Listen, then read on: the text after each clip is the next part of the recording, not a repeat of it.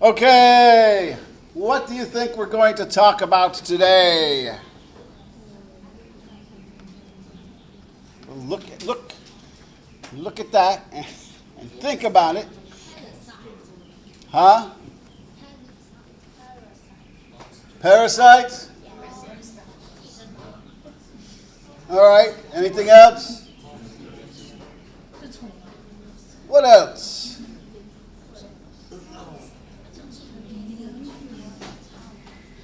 What else do you think we're talking about? Arashi, what else are we talking about?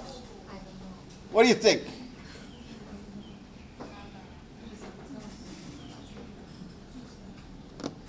Okay, what else do you think we're talking about? Some animals. Yeah, we are. We'll talk about some animals. Okay, what is a parasite? Huh? It's a small animal that lives on another animal. All right, that's pretty good. What would you rather talk about? Elisa, what would you rather talk about today? What do you want to talk about?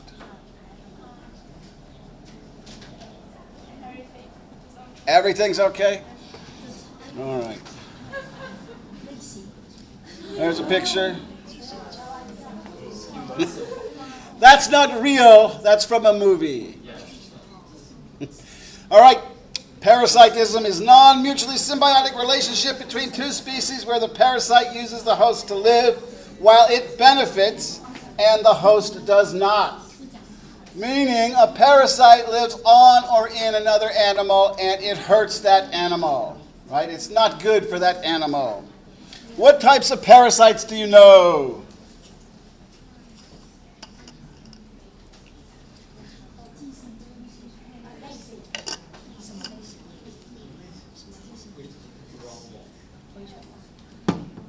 What?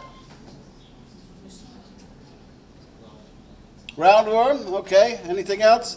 That's a worm. That top picture there are worms that live inside your intestines. What's that bottom picture?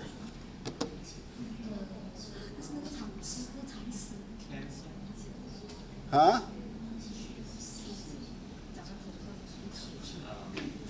What do you think that bottom picture is?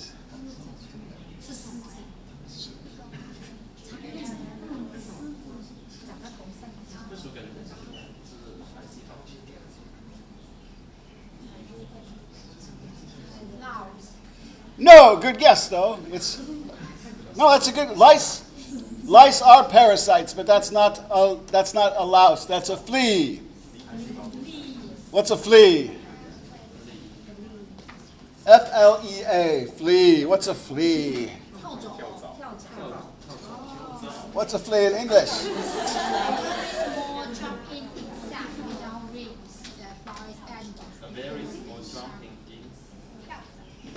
Where do they live? Not usually. They don't like people's hair. Animals, dogs and cats. They like dogs and cats. They don't like people's hair, but they will bite people sometimes. But mostly that's a concern for your animals. Dogs and cats get fleas a lot. They don't like people. Something about people they don't like to live on people. But lice like to live on people. All right. Look at that picture. That little animal lives inside a fish. I don't remember what it's called. It lives inside a fish's mouth. And it actually will eat the tongue of the fish to the point where the fish cannot live without this animal. The animal will eat the fish's tongue, eat the fish's food, and if the animal dies, the fish will die because this animal takes the place of the fish's tongue. And the fish can't eat once this animal eats its tongue. And it has to rely on this animal to eat. All right, we have endoparasites and ectoparasites. What's the difference? Yeah, inside and outside. Ectoparasites are parasites that live on the outside of the host, either on the skin or in the hair. What does that picture of? What animal is that?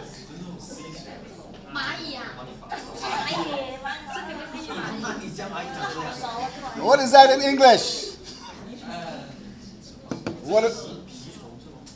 What do we call that?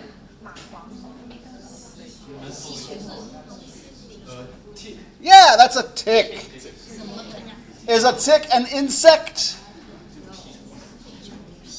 Is it an insect like a fly or an ant? Is it an insect? What do you think? Meyer, is a tick an insect?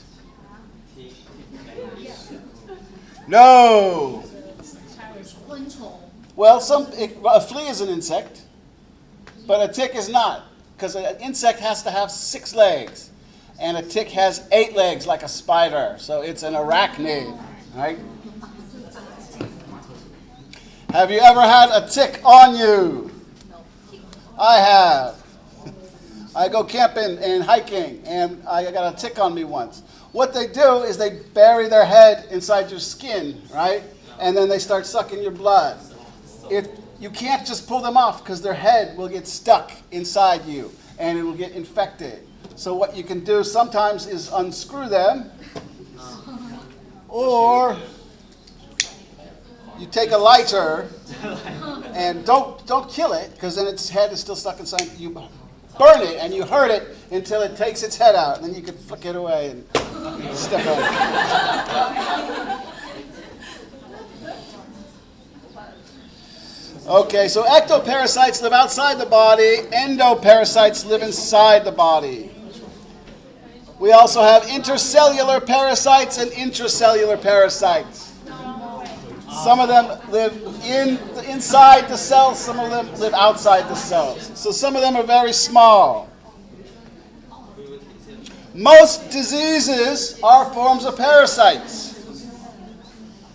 Right? Most diseases you get are forms of parasites. What ways do you know of that people and other animals defend against parasites naturally? How do we defend against parasites naturally? Well, what do our bodies do to defend against parasites? Well, medicine's not natural, right? So what do we do naturally?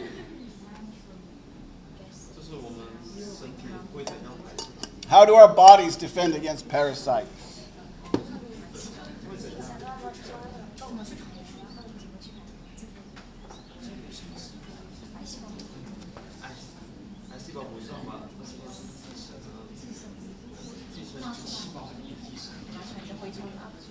Ace, how do our bodies defend against parasites?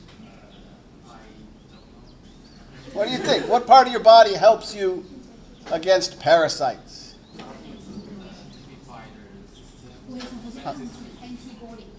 Okay, yeah, that's one. The easy one to think about, we'll get to that in a minute. The easiest one is your skin. Your skin is the best defense against parasites. A lot of them cannot get through your skin, right? But it's not 100% effective. Some parasites live on your skin, right? But a lot of them cannot get through your skin. Also, your stomach is a good defense. If they go through your mouth, often your stomach acid will kill them, right? So stomach acid is a good defense against parasites. Also, your immune system, right? It's made up of different families of molecules that occur naturally in vertebrates, and they seek out alien elements that have entered your body, like your white blood cells, right? You have red blood cells that go through your body, and they give oxygen, right, to the rest of your body. Your white blood cells go through your body. They look for things that don't belong. If they find something that doesn't belong in your body, they attack and kill it, right? Your immune system. That's why when you catch a cold, you get over it. It's because your white blood cells have killed all the things that have entered your body. Okay, so we have parasitic relationships. We also have symbiotic relationships. In a mutually symbiotic relationship, the host creature and the other non-parasitical creature mutually benefit from each other, right? That's symbiosis. Parasites are not mutually symbiotic, but a good example of a symbiotic relationship is this plant and the clownfish. That plant will kill other fish, but clownfish are immune to it, right? So if something's trying to eat the clownfish, it'll hide in this plant, and the plant will protect it. Also, the clownfish will clean this plant, right? It gets its food from the plant. It kills parasites on the plant. So these are symbiotic. They're mutually beneficial. They're helping each other, and neither one is hurting the other one, right? Because the clownfish doesn't eat the plant. It just eats parasites off of the plant. And in return, the plant protects the clownfish from other fish that want to eat it. Can humans be parasites? Maybe. Why would we call a human a parasite? If I said Roxy is a parasite, why would I say that? Roxy, I don't mean you're a parasite. But if I said Roxy was a parasite, what would I mean? Yeah. Father's money. Well, not just her father, anyone. We'll talk more about it. Okay, a few weeks ago we talked about the difference between literal and figurative, right? What does literal mean? What is literal? Literal is lazy? What does literal mean? Remember we talked about figurative language a few weeks ago? We also talked about literal language. What does literal mean?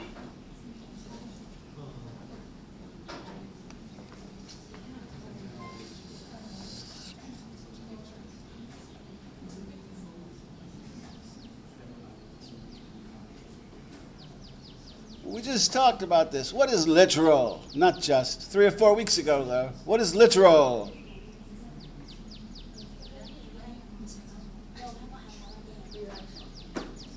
Arashi, what is literal? Relies on benefits from other people. Literal. What does literal mean? You're asking. Being the basic or use. Yeah, that's dictionary definition. A word's definition doesn't change, right? Yes. And what is figurative?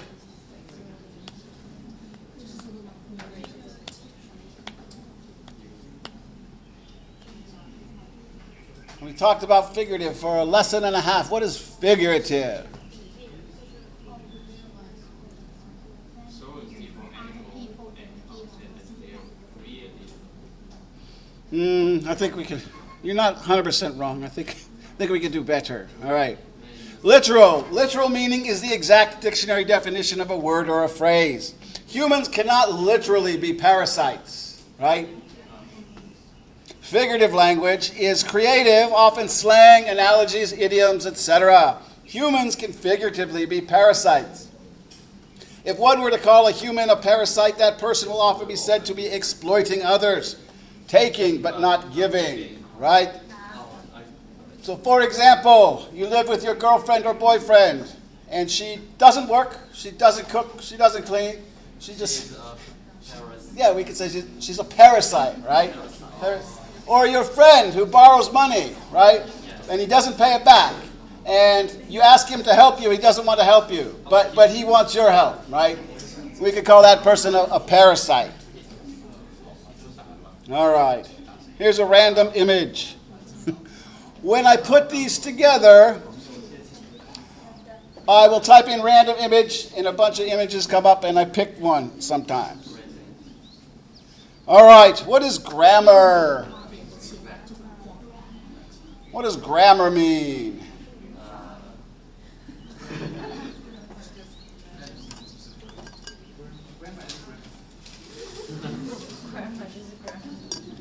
But if I say you have bad grammar or your grammar is very good, what does that mean? the rules in a language for changing. Yeah. Good, I like that. What other aspects of language, primarily English, should you focus on while learning? So besides grammar, what should you look at? What parts of language? Is grammar the only thing you learn when you're learning a language? It's vocabulary. Okay, vocabulary. What else? Huh?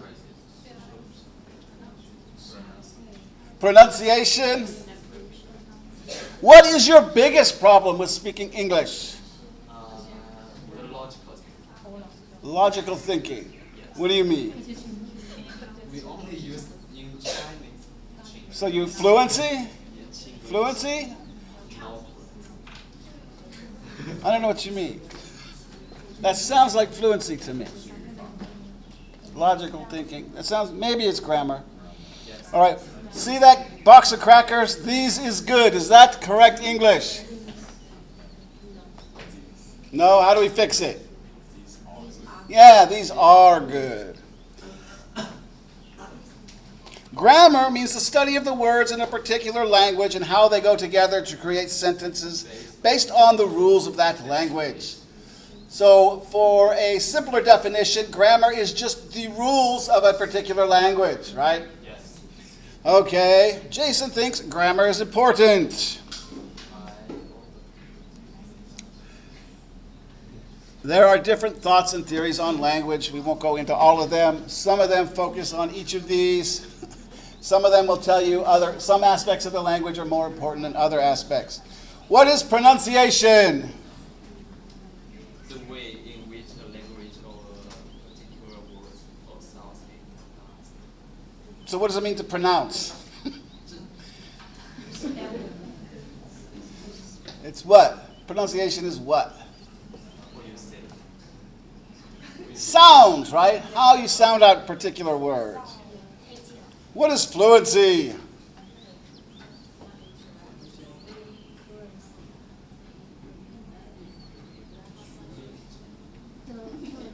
Doing something in a smooth and skillful way. Okay, so smooth speaking, all right. What is vocabulary? Yeah, basically words, right? Vocabulary is often used to refer to the number of words one knows in a particular language. I feel that is less important because if you don't know a particular word, you can still describe it, right, when speaking. I mean, you should know a lot of vocabulary, but if you forget the word, often you can just describe it and someone knows what you're talking about. Fluency refers to how well one can speak a language, right? Meaning how smoothly without stopping and thinking in their native language. I think fluency is kind of important. Pronunciation is the ability to say the sounds of a word correctly. Jason feels pronunciation is less important in most cases.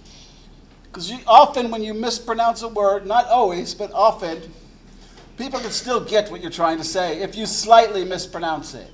If you mispronounce it very badly, then yes, they might not know what you're talking about, right? What does spelling mean?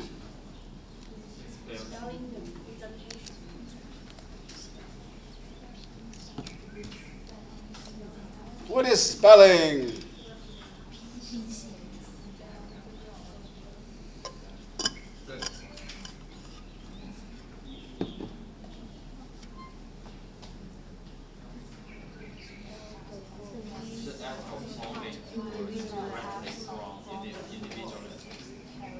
Okay, I think we can say it. You're not wrong. I think we can say it a little simpler than that. What is punctuation?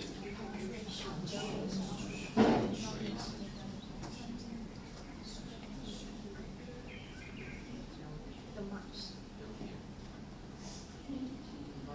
The marks used in writing. The marks used Then in you writing join like that. sentences and phrases. The marks? Why sentences?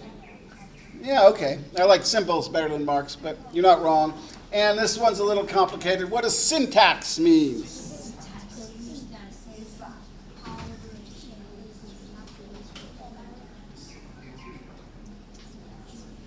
way this works.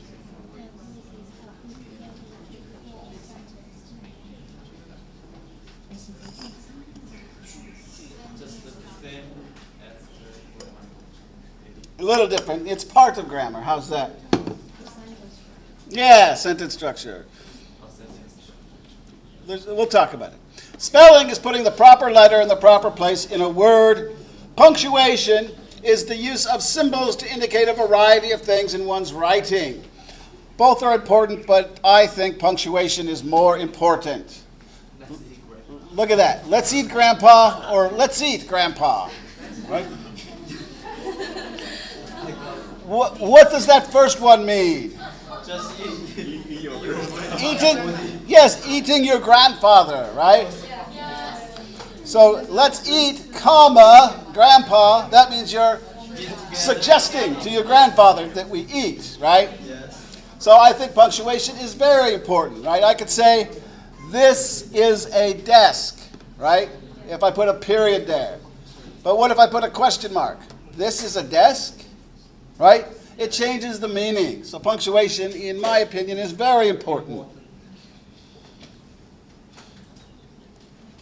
Okay, syntax is a little complicated. It's part of grammar, basically the way something is said, primarily the difference between active and passive, or the difference between declarative, interrogative, exclamatory, or imperative. So first, let's look at active versus passive. Active, we normally speak in active sentences. We normally write active sentences. He killed Jason. That's active. That's normal. But we also have passive voice. Jason was killed by him. What?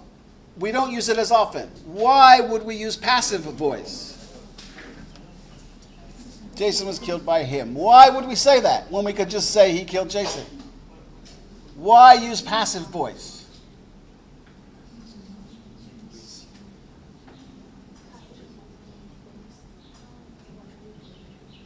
Why say Jason was killed by him when it's much easier to say he killed Jason?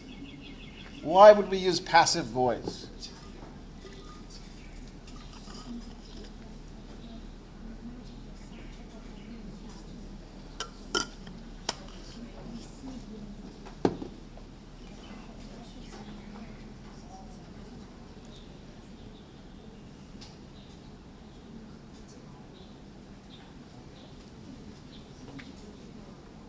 Why? Why do you think?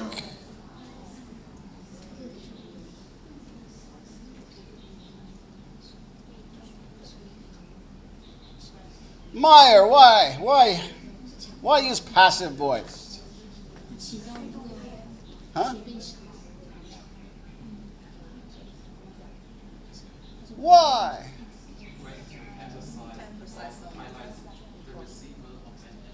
Okay, yeah, that's not the only reason, but okay, we'll talk about that first. That's one of the reasons, right? If we decide Jason is more important, right? He killed Jason. He is the subject, killed is the verb, Jason is the object, right? Usually the subject is more important. If we want to make Jason more important for some reason, right, we can make it passive. Another reason is we might not know who or what the subject is, right? We could say Jason was killed by him. We could also say Jason was killed, because maybe we don't know who killed Jason, right? So another reason to make something passive is if we don't know what the subject is, then we almost have to make it passive, right? Or change it around. Jason died, right? But that's not, right? Jason died and Jason was killed is not exactly the same thing, right? So we do it to make the object more important, make the object the subject, or we do it because we don't know what the subject is, right? If someone killed Jason, we don't know who it was, we could just say Jason was killed, right? We don't know who did it. Okay, then we can also divide types of sentences into declarative, interrogative, exclamatory, and imperative. Most sentences are declarative. That's just a normal sentence. When you're declaring something, when you're saying something, right? That is a table. I ate lunch. Right? Elisa is cool. These are just declaring things, right? Interrogative, how are you? Interrogatives are questions. Now, I like to, normally when I talk about interrogatives, it's a different definition, the WH words. But here is the more common definition. Interrogative is a question. Then we have exclamatory, when you exclaim something and you use an exclamation point, right? This sucks. I hate you, right? Those are exclamatory. Those are exclamations. And the last are imperatives. Imperatives are commands or orders, right? Go to your room. Right? Give me that. You're giving someone an order. Yeah? Okay. There's a random image. I thought that was kind of cool. All right, some mistakes. Now these are mistakes I've noticed. I'm not saying by everyone learning a foreign language, but by Chinese people often make these mistakes. What's the difference between fun and funny? Fun is a noun, and funny is adjective. They can both be adjectives. What's noun? Playing poker is fun.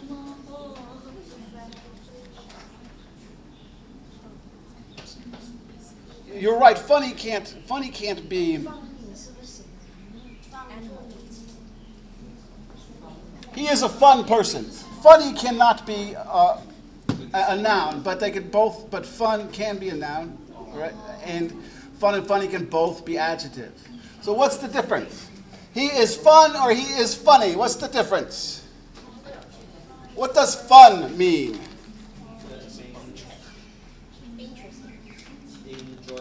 Yeah, I like enjoyment better than interest, right?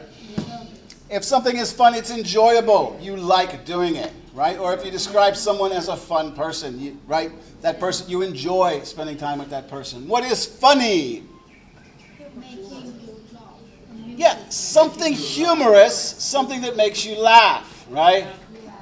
The reason I put these in there is because in the past, a lot of Chinese students have mistaken them, right? They're using the wrong one at times. And this next one is funny when people misuse it. What's the difference between bored and boring? Somebody is feeling boring is something makes somebody boring. Okay, yeah. The last class they said only things can be boring and only people can be bored, but that's not true. People can be boring, right? Normally, yeah, a person can be boring. If something is boring, it is unenjoyable, it is not interesting, right? So often in the past I would say, "How are you?" to a student, and she would say, "I'm boring." What that means is she makes other people feel bored, right? Now what she meant, I think, was "I'm bored," right?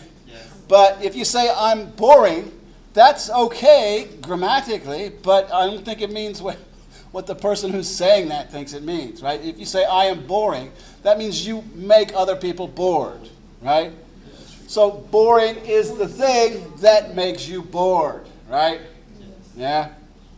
Now this is a super easy one, but it's still a common mistake. What's the difference between he and she? He is a boy. She is a girl. Yeah. He male, she female, right?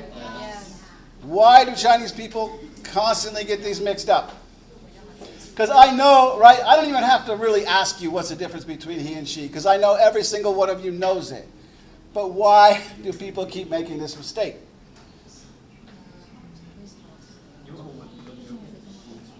And you know it's not all languages that make this mistake when they're learning English, right? It's mostly Asian languages, Chinese, Japanese, Korean type of languages that make this mistake.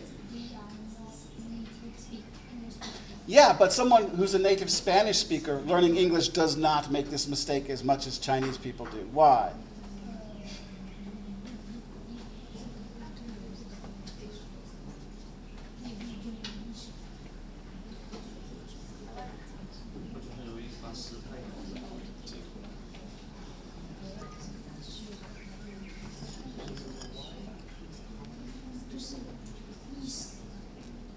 Okay, with the first two, fun and funny, they are similar, right? Maybe the person got them confused, or maybe the person didn't know. Same with bored and boring. They're similar, right? But he and she I think are very different. Why do people mistake these?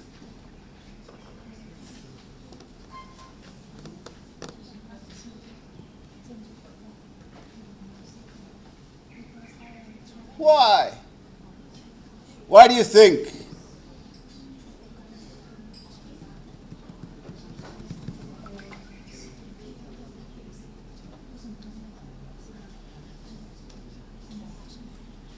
Why, when I talk to a student and she says, my mom, he really likes this, when she means she. Why do people make that mistake? Even, I've known Chinese teachers that teach English that make that mistake.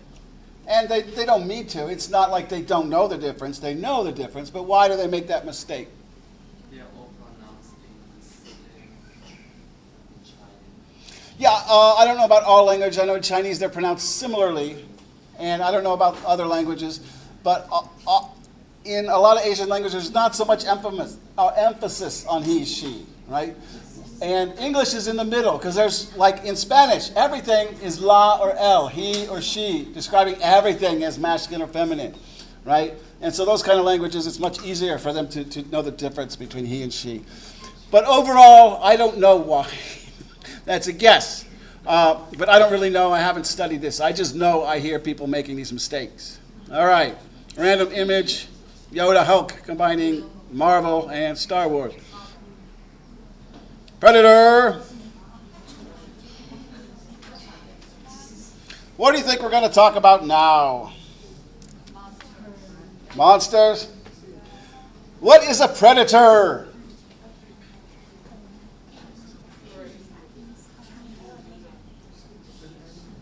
A person or an organization that uses regular people for the I don't like that definition so much. That's okay, we'll talk about it. What does prey mean?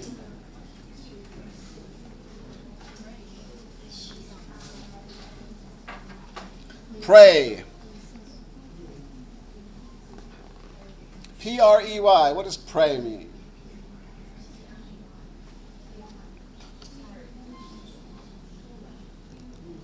An animal that is hunted or killed by another animal. All right, that's one definition. We'll talk about that in another. And what's the difference between prey, E-Y, and prey, A-Y?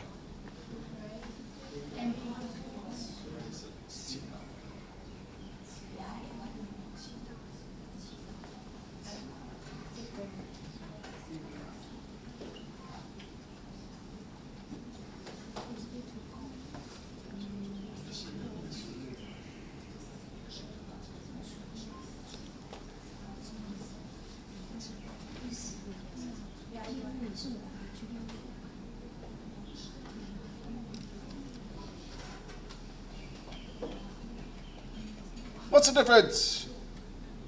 What does prey mean? A-Y. Okay, good enough for now. Can a human be a predator?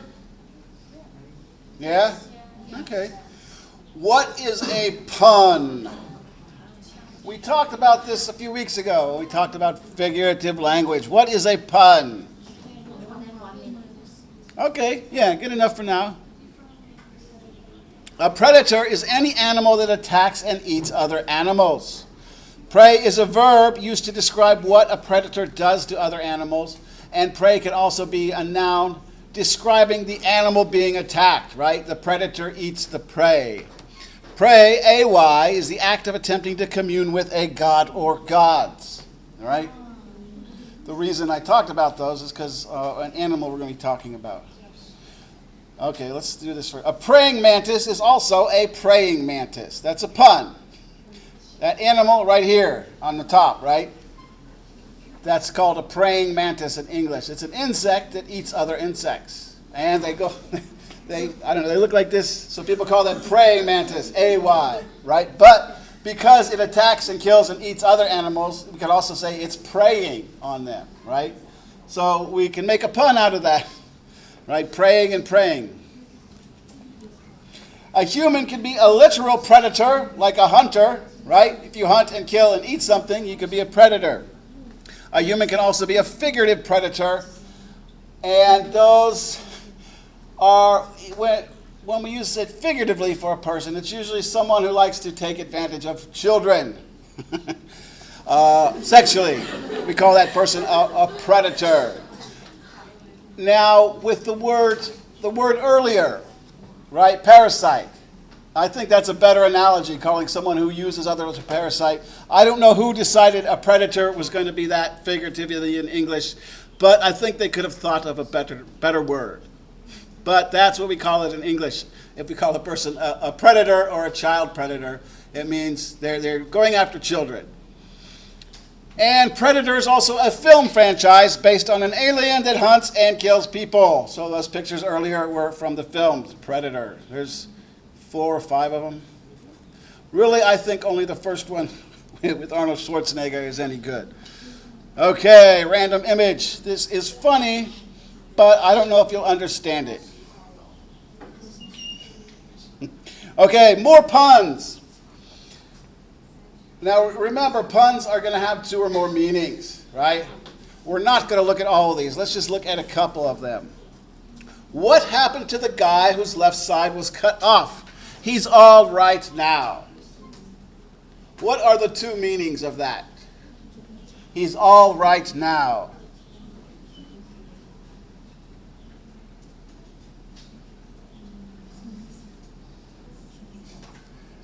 He's all right now. What does that mean? What are the 2 meanings of that? Okay, and what's the other meaning? His left side is gone, so he's only right. He's all right, because his left side was cut off. Right? It's a pun. 2 meanings.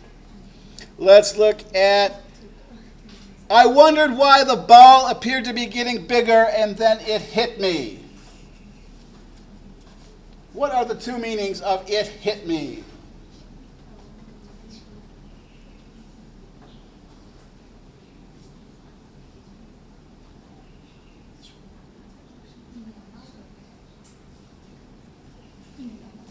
What does it hit me mean?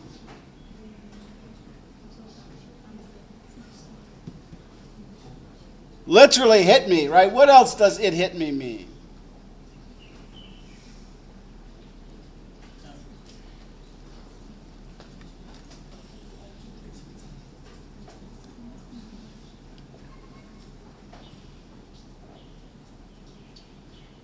It hit me could also mean when you suddenly realize something, right?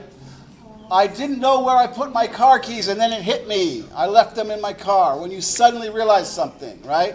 So this means suddenly realize and being physically hit, right? I wondered why the ball was getting bigger, then it hit me. I suddenly realized it and it physically hit me. Let's do one more. Writing with a broken pencil is pointless. What are the 2 meanings of pointless? Writing with a broken pencil is pointless.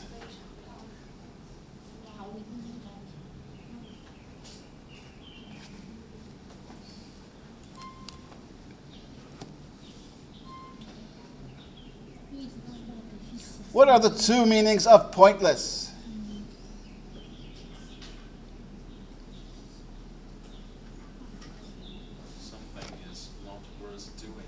Okay, what else?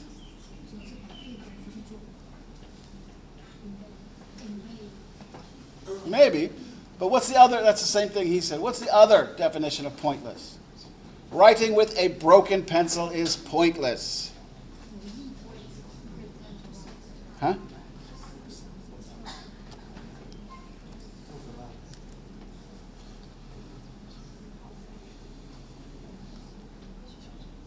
It means it has no point, right? The point is gone because the pencil's broken, right? So it's pointless, meaning it has no meaning, and also it has no point. The physical point of the pencil is gone. It's pointless. Yeah? Yeah. Puns aren't overly popular usually with Chinese students. All right. Now I think this is funny. Random image. Falling asleep in public. The image on the left is what you think you look like. The image on the right is what you actually look like. I thought that one was funny. Okay. What's the difference between a centipede and a millipede?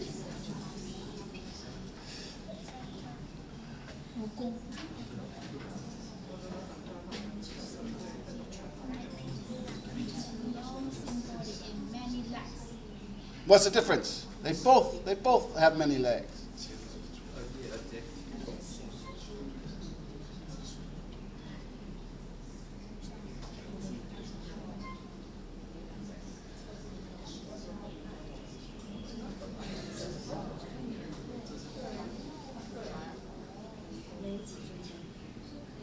What's the difference between centipede and millipede?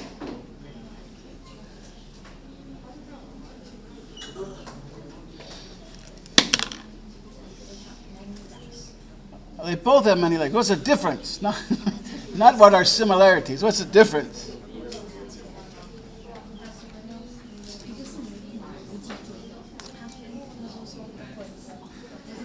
How are they different?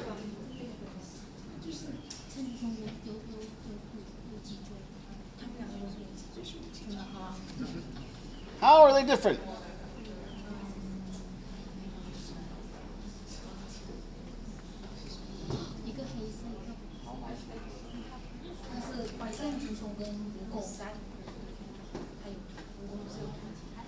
Okay, we're moving on. Too slow. What's the difference between a year, a decade, a century, and a millennium?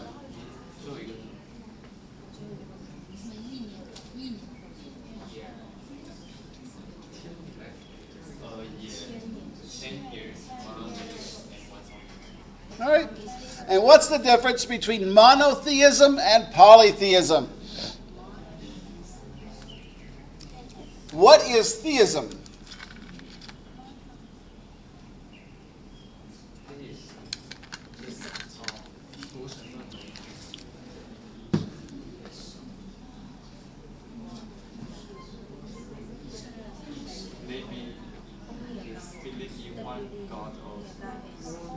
Okay, yeah.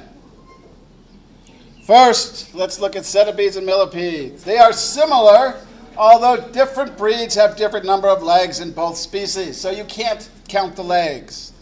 What you can do is just look at what they look like. Basically, centipedes have longer antennae. Their legs extend outward, and they bite and are predatory. And some of them are poisonous, right? Some are, not all of them. But basically, if you like to pick up bugs and play with them, the millipede on the bottom is okay. The centipede on the top is not okay, right? It can bite you and poison you and hurt you. Basically, centipedes, the one on the top, they're carnivores. They eat meat, they attack meat. They're predators, and they're vicious. The ones on the bottom are scavengers. They might eat meat, but they usually don't kill it. They find it, right? So the ones on the bottom are okay to touch. The ones on the top are not okay. Just look at them. If their legs go out and they move like this, don't touch them. If their legs go down and they move like this, they're okay to pick up. They're not going to hurt you. A year is 365 days. A decade is 10 years. A century is 100 years. A millennium is 1,000 years or 10 centuries. And the plural of millennium, if there's more than one, it's not millenniums, it's millennia. Monotheism is the belief in one God. Polytheism is the belief in more than one God. Adjective forms are polytheistic and monotheistic. And God is supposed to be uppercase, capitalized in monotheism. So if a religion believes in one God, then that God is capitalized, right? Capital G. Otherwise, if they believe in multiple gods, lowercase g. But the gods' names are still capitalized like any normal name would be. Random image. Now, I think this is funny. In the U.S., we have drive-thrus, right, at McDonald's, where you could drive your car. So these people don't have a car. They're just pretending they have a car. Okay, I have some trivia questions for you. Let's see if you know these. What is the most common color for basketballs?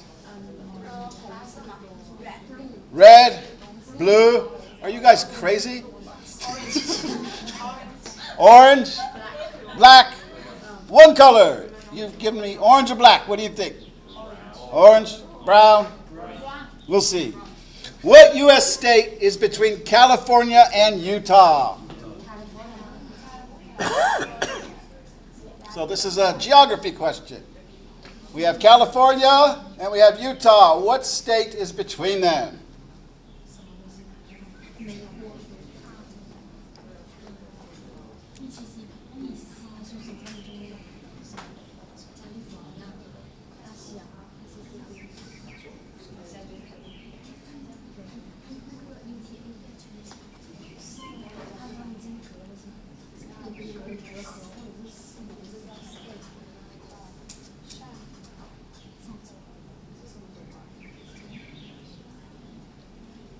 Okay, moving on. Too late. All right. In Greek mythology, what is the name of the god of dreams? And you like how I told you you don't capitalize it in polytheism, and I still capitalized god of dreams? What's his name? I thought I heard it. Huh? Nevada? You're too late. This is the Greek... Who is the Greek god of dreams?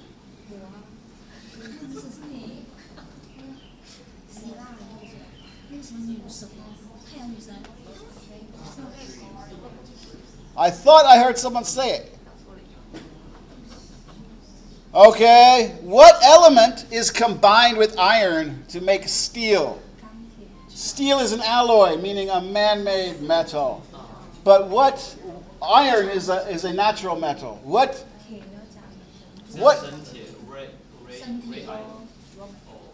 Gray iron. Yeah, iron is an element, right? Steel is an alloy, meaning it's man-made. But what element do we combine with iron to make steel?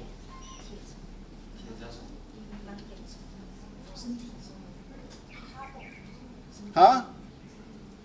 I thought I heard it. What, Meyer?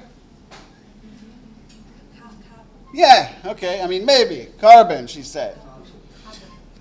Common color of basketball, orange.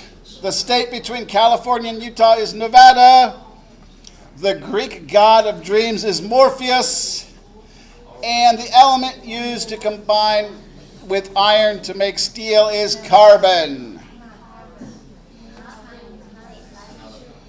All right, I think this is funny. Which of the following is the largest? A peanut, an elephant, the moon, and a kettle. And she said elephant. Of course, the moon is larger than elephant. Oops. All right, what does random mean? What does random mean? Huh? Casual? I don't like that.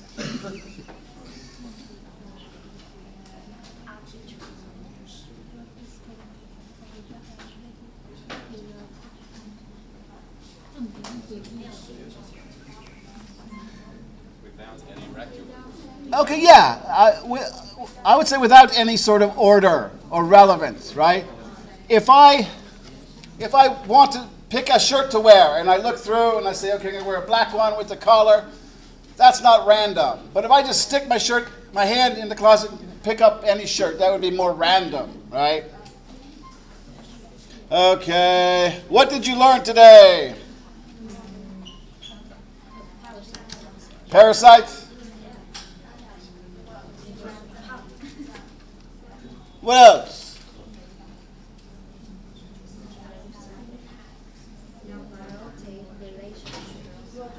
Symbiotic relationships. Okay, one more thing. Huh? Pun. Okay, you should have already known puns, but okay. And here on this slide, I just complained that most PowerPoints take me 6 hours, and this one took me less than 5. Nothing much here. Okay, any questions? No questions?